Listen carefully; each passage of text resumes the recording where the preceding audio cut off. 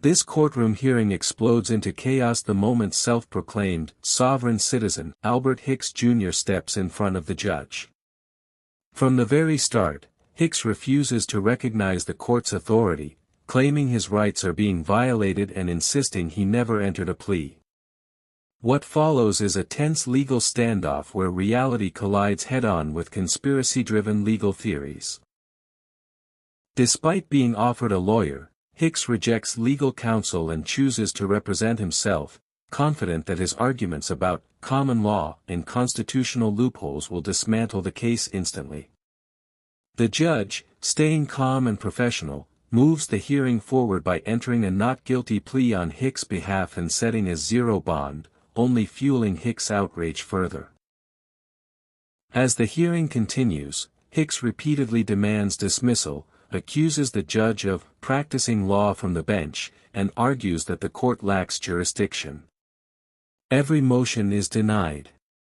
Every interruption is documented. And every attempt to derail the process only strengthens the court's position. Things take a dramatic turn during a second hearing when a minor clerical error sends Hicks into a full meltdown. His audio degrades, his tone becomes aggressive, and he openly threatens the judge on record. At that point, the courtroom shifts from debate to discipline, with the judge issuing clear warnings about contempt and removal. In the end, a jury trial date is set, deadlines are confirmed, and the record is sealed. This case perfectly exposes how sovereign citizen tactics, denial, deflection, and misinformation, collapse under the weight of real law, leaving behind nothing but consequences. And it looks like the rest of this stuff he's already entered a plea into all this stuff. No, sir. No plea. Well, that's not what it says here, sir. I represent myself. I couldn't enter the plea. I never plea. You can check my record. I never plea. Oh, maybe I found you guilty then. Yeah. No, I haven't been.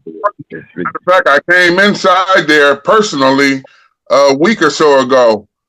And the young lady, the security officer, came out and said that I'm supposed to report today. No, this is on some old stuff. All right. I never entered the plea. So do you not want the representation of counsel? No, thank you. Okay. There you go, Mr. Take. That's your first break of the day, Mr. Soroki. You know what I mean? Judge, I know how to deal with everybody. So I said I know how to deal with everybody, any type of client. Yeah, I know, but he doesn't want right, it. So I understand. We can't force it on him. No, I understand. Yeah. So you can take it as a plus. As for purposes of arraignment, sir, we'll do it like this. I'll enter a not guilty. Are you talking to Mr. Hicks or Mr. Lee? Pardon me? Yes, you should be able to follow the first. Are you talking to Mr. Hicks or Mr. Lee? Mr. Hicks, I'm sorry.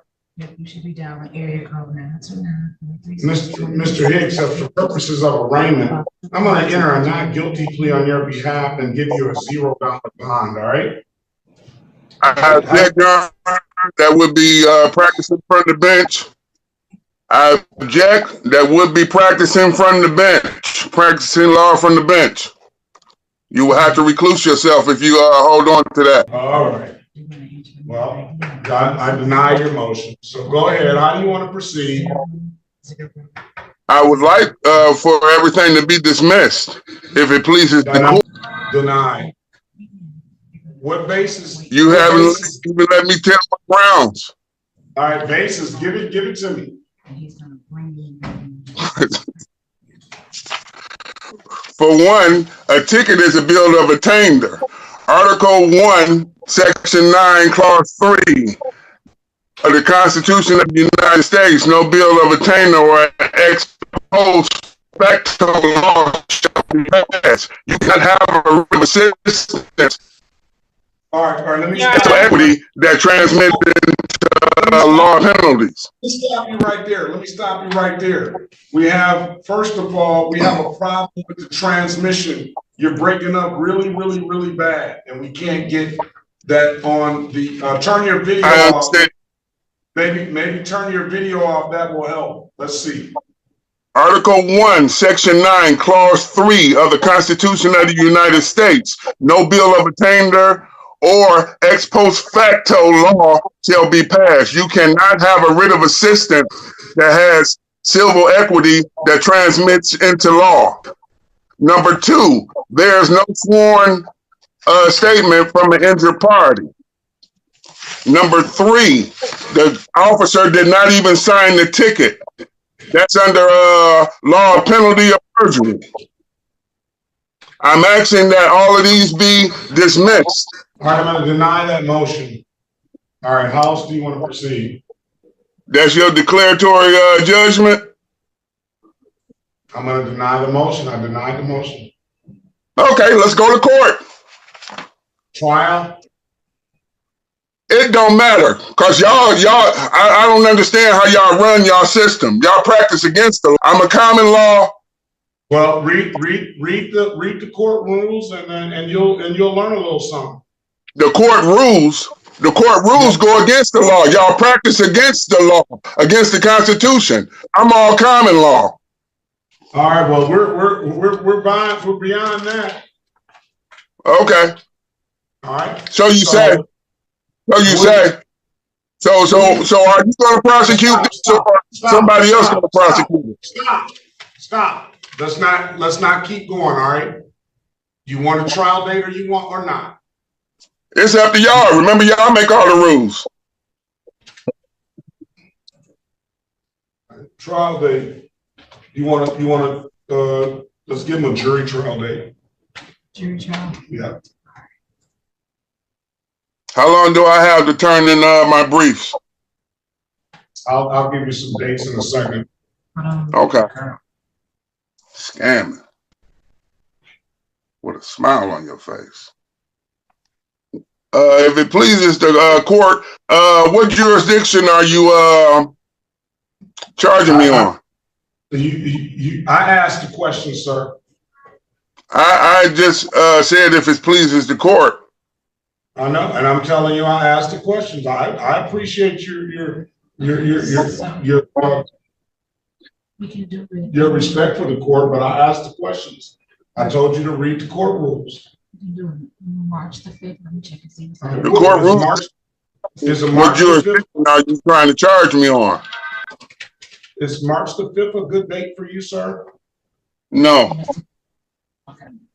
June the 11th is going to be the jury trial date.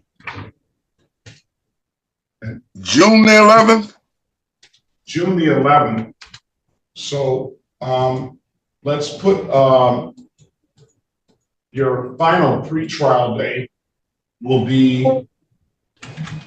let's see, put that a day before. That way, that'll be the date we'll argue motions on June the 10th. May the 24th will be your motion, and now May the 24th, and the city will have 7 days to respond. So the response to the motion will be due by May the 31st. I appreciate you, Your Honor. All right, have a very good day, sir. Best of luck to you. I just did. Thank you. The slip says for Jonathan Reeves. Jonathan Reeves. Yes. I don't know anything about a Jonathan Reeves. Let's see. I don't know anything about a Jonathan Reeves. Well, I motion for this case. Are you Mr. Hicks? Are you Albert Hicks? Yes, I am. Okay, so we're going to get you your dates, and that Jonathan Reeves. I already have my dates. I talked to you last week, remember? I think it's correct. I have you. June the 10th and June the 11th. Very well. Okay, we'll see you back on those dates, sir. But this matter right here with this Jonathan Reeves. Well, what does Jonathan Reeves have to do with you? That's what I'm here for court for today. I'm making a personal special appearance for this. Okay, I don't know. Who is Jonathan Reeves? Do you know who that is? What does it say on that? Because it sounds like it may be Jonathan Reeves may have stayed at that address at some point and left. I don't know what that's all about. That's why I'm asking that this case be dismissed. The case is SP 15008721. SP 15008721. Okay, that's not Jonathan. Okay, Jonathan Reeves is the officer that apparently wrote the ticket, and that's scheduled for the final pretrial on. I see where he's here today. It says scheduled for pretrial today, but that's all going to be handled on the 11th of. Jonathan Reeves is supposed to be here on the 11th of June, on the day. I was not notified. 11th of June. Yeah. How is he going to be here on the 11th of June? And I have Spidell on the 11th of June. You have a couple of different officers, obviously. Jonathan Reeves and Spidell has nothing to do with each other. Well, we're just consolidating. We're having all of Why would you do that against my will? Why would you just do that? I'm doing it because of the judicial economy, sir. So I'm challenging that one. Okay, then write a motion, and we'll rule on it. But it's all in the same. We're all going to do it on the same day. You didn't ask me that. I don't have to ask. You didn't ask me that. You just arbitrarily did it. That's not right. That goes against my rights. All right. Well, you can put it in a motion, sir. Well, the whole thing is, I don't know what y'all doing down there, but you are totally infringing on my rights. The courtroom is supposed to be a place of order, structure, and respect for the rule of law. But sometimes, it becomes the stage for something entirely different. In this hearing, the atmosphere shifts almost immediately as Albert Hicks Jr., a self-proclaimed sovereign citizen, enters the courtroom determined to challenge not just the charges against him, but the very authority of the court itself. From the very beginning, Hicks makes it clear that he does not recognize the legal system in the way most people do. Instead of responding to the judge's questions in a straightforward manner, he begins questioning the court's authority, arguing that his constitutional rights are being violated. His tone is confident and confrontational, showing that he believes he holds knowledge that overrides traditional legal procedures. The judge, calm and composed, attempts to guide the arraignment forward. Arraignments are usually simple and structured proceedings where charges are read and the defendant enters a plea. But Hicks refuses to participate in this normal process. He insists that he has not entered a plea and challenges the court's jurisdiction, repeatedly suggesting that the court lacks lawful authority over him. As the judge offers Hicks the opportunity to have legal representation, Hicks quickly refuses. He insists on representing himself, a decision that carries serious risks in any legal proceeding. Self-representation requires a strong understanding of law, procedure, and courtroom conduct. However, Hicks appears convinced that his personal interpretation of constitutional law and so-called common law will protect him. The judge proceeds carefully, ensuring that Hicks understands the consequences of representing himself. Despite the judge's warnings, Hicks remains firm in his decision. His confidence seems unshaken, and he continues presenting arguments that suggest he believes the legal system operates under hidden rules that he has uncovered. To keep the hearing moving forward, the judge enters a not guilty plea on Hicks' behalf. This is a standard procedure when a defendant refuses to enter a plea. The judge also sets a zero bond, meaning Hicks does not need to pay money to remain free while the case continues. Rather than viewing this as a favorable outcome, Hicks becomes increasingly agitated. He accuses the judge of overstepping authority and claims that entering a plea for him is illegal. The hearing grows more tense as Hicks begins filing verbal motions demanding that the case be dismissed. He claims that the judge is improperly practicing law from the bench, a phrase often used by individuals who misunderstand judicial responsibilities. The judge listens patiently and then denies the motion, explaining that the court is acting within established legal procedures. Hicks continues presenting various arguments in an attempt to prove that the case should not proceed. He references constitutional clauses, claims there is no sworn statement from an injured party, and argues that the officer involved did not properly sign the citation. Each argument is delivered with strong conviction, but the judge addresses them one by one, denying each motion based on established law. As the exchange continues, Hicks becomes increasingly focused on the concept of jurisdiction. He insists that the court rules conflict with constitutional law and claims that he follows common law rather than statutory law. This argument is frequently associated with sovereign citizen ideology, which suggests that individuals can choose which laws apply to them. The judge, however, reinforces that the court operates under recognized legal authority and that Hicks remains subject to its jurisdiction. Despite Hicks' continued objections, the court proceeds with scheduling. A jury trial date is set, along with deadlines for motions and pre-trial hearings. Hicks attempts to interrupt repeatedly, questioning the judge's authority to set these dates, but the judge maintains control of the courtroom and ensures that the process continues. The situation escalates further during a second hearing. What begins as a routine continuation of proceedings quickly spirals into chaos. Hicks becomes fixated on a document containing an incorrect date. While clerical errors occasionally occur in legal systems, they are usually corrected without major conflict. However, Hicks treats the mistake as proof that the entire case is invalid. His tone shifts dramatically. His voice grows louder and more aggressive. At times, his audio becomes distorted as his agitation increases. The courtroom environment, once structured and orderly, begins to feel unstable as Hicks refuses to allow the judge to speak without interruption.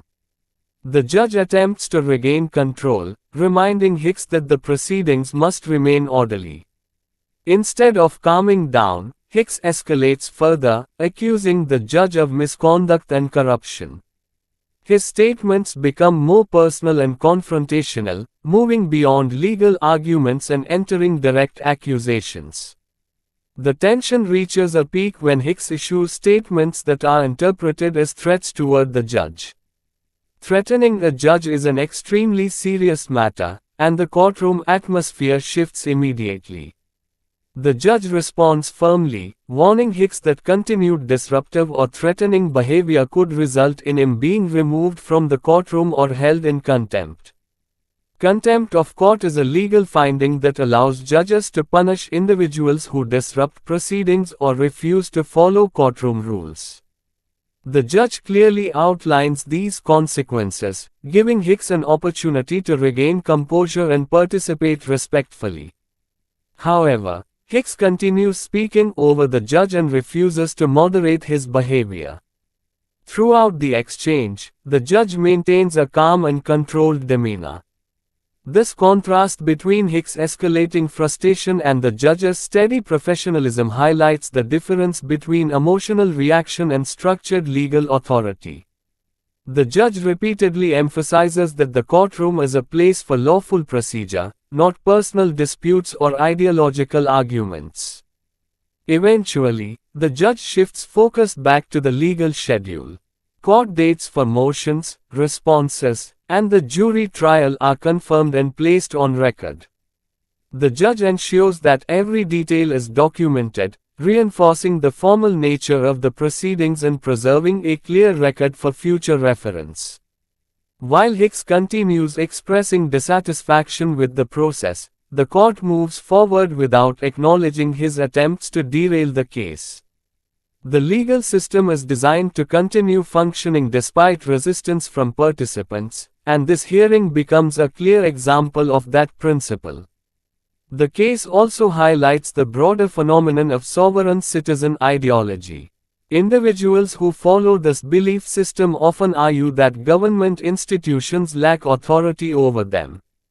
They frequently rely on misunderstood constitutional interpretations, selective legal references, and unconventional legal terminology.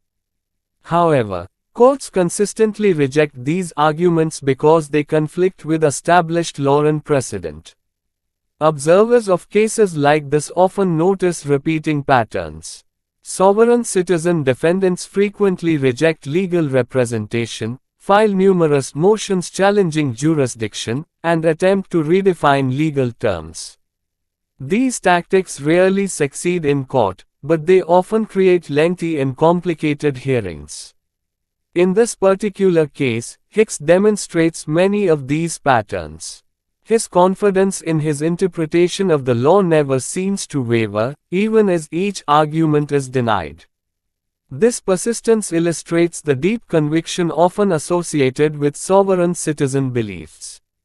At the same time, the hearing demonstrates the judiciary's responsibility to remain patient and professional, even under extreme pressure.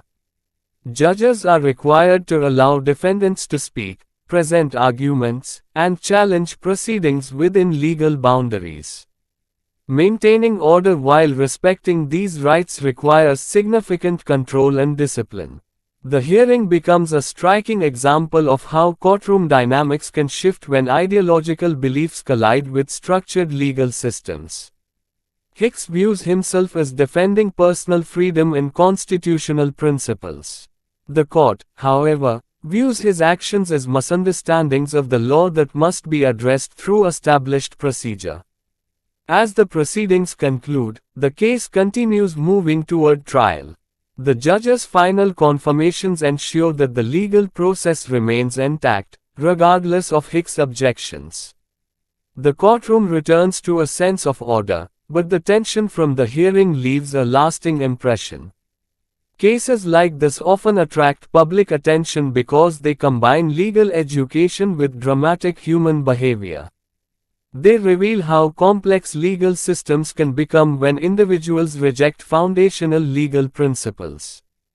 They also highlight the importance of legal knowledge, representation, and respect for courtroom procedure. Albert Hicks Jr.'s hearing stands as a powerful example of what happens when personal belief systems clash with institutional law. It showcases the limits of unconventional legal theories and demonstrates how courts rely on structure, precedent, and documentation to maintain fairness and consistency. The events of this hearing remind viewers that courtrooms are not only places where laws are enforced, but also places where human behavior, emotion, and belief intersect with legal reality. While individuals have the right to defend themselves and challenge authority, those challenges must operate within recognized legal frameworks. As the case moves forward toward trial, the questions raised during this hearing remain significant. They reflect ongoing debates about authority, constitutional interpretation, and the role of individual belief within a structured legal society. Regardless of personal views, the courtroom remains bound by established law, and every participant is ultimately required to operate within those boundaries. The hearing leaves behind a record of confrontation, tension, and legal procedure working side by side. It demonstrates the resilience of judicial systems when faced with resistance and shows how legal processes continue forward even in the most challenging circumstances. Okay, well, file a motion, sir. That's how you speak to the Why court. would I have to file a motion when you infringed on my rights? And I'm saying it right here, right now. That's what the court rules are. You gotta follow the No, court no, it's rules. not. Then show me those rules. Let me see those rules. Send those rules to me. I don't have to show you anything. That's all public Oh, information. you're acting tough now? You're acting tough now? Behind the bench? Mr. Hicks, let's not go there, all right? My Honor, please. I'm bringing up valid litigation for this. I don't know what y'all doing. Y'all can't do anything without my permission. I'm not a ward of the state. Mr. Hicks. I'm an unfranchised common law free man. Mr. Hicks, all I ask you to do is you can file a motion. You can put all of that stuff in the motion. Yeah, so you can come back and say motion denied, right? Like you did last time. Well, that's my discretion. If I don't feel that if it doesn't meet the criteria of the law, then that's what my What jurisdiction are we? I'm not going to answer this question, sir. Oh, you're not going to answer the questions? Then I would like to know your status.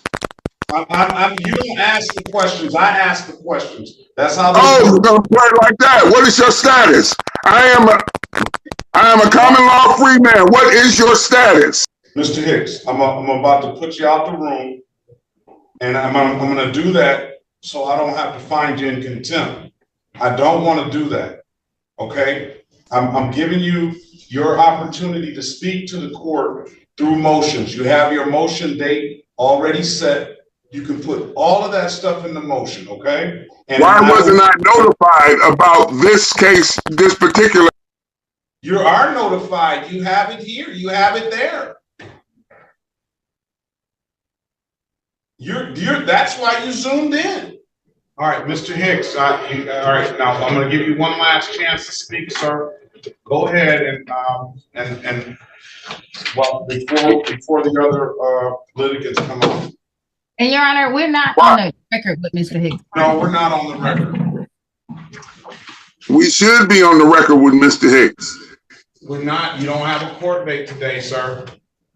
I have a court date. I have the paper right in my hand. I have the paper right here in my hand. In that case number, I told you your court date is, you have motion dates for that. You have, you just told me, you just told me that. What did I have a court date today for? Why did I waste my time to come here just to hear this? Well, I mean, sometimes that happens. I mean, if you feel that you're wasting your time, then you don't. It's the fault of mine. It's the fault of 36th District. Y'all asked me to come to Zoom today. From what I see here, sir, it's it has pre-trial on here. Wednesday, February 7th, 2024. 9:35 a.m. All right, let's do this. Let's call the case. Zoom hearing meeting. Hold on a for second. Let's call the case. Let's call the case. This is the city of Detroit versus Albert Hicks Jr. Case number SP15008721. State your name for the record, please, Mr. Hicks. Albert Hicks. Today is the date and time we'll call it set for a pre-trial date. I see here. This is supposed to be the trial. Excuse me, Your Honor. This is supposed to be the trial date. It's supposed to be the pre-trial date, correct? Absolutely. Okay. Mr. Hicks, based on the nature of the allegation, the city's not going to give you an offer for this case. They want to see and speak with the officer, one being the gentleman you referred to off the record, Jonathan Rivas, and then there's another officer, Daniel Colgrove. Either one of those officers, they're both going to be summoned. I don't know what their testimony will be, but I motion to dismiss. Let me finish, and I'll let you speak. All right? Yelling at me now? Yes. That constitutional? All right. Over. Okay. So let me finish, and I'll let you speak. If you're not going to do it that way, you're either going to get out the room, or you're going to be in. I'm going to lock you up. All right, so today is the date and time set for a pre-trial. And this pre-trial, the officer is not required to be here for a pre-trial. The pre-trial date is set in order for you to get an offer to either settle up the case, or in this case, we're setting a trial date. You have dates already set. The date motion due is going to be on May the 24th, 2024. The response to that motion, if the city chooses to respond, is going to be on May 31st, 2024. Your next court date that you need to be present is going to be on June 10th, 2024 at 8:35, with the jury trial set the next day on June 11th, 2024 at 9:35. Okay? Now, I'll let you speak, and we're going to end. Is all of this on record? This is all on record. Is all of this on record? Yes. Okay, please send the information to my home, please.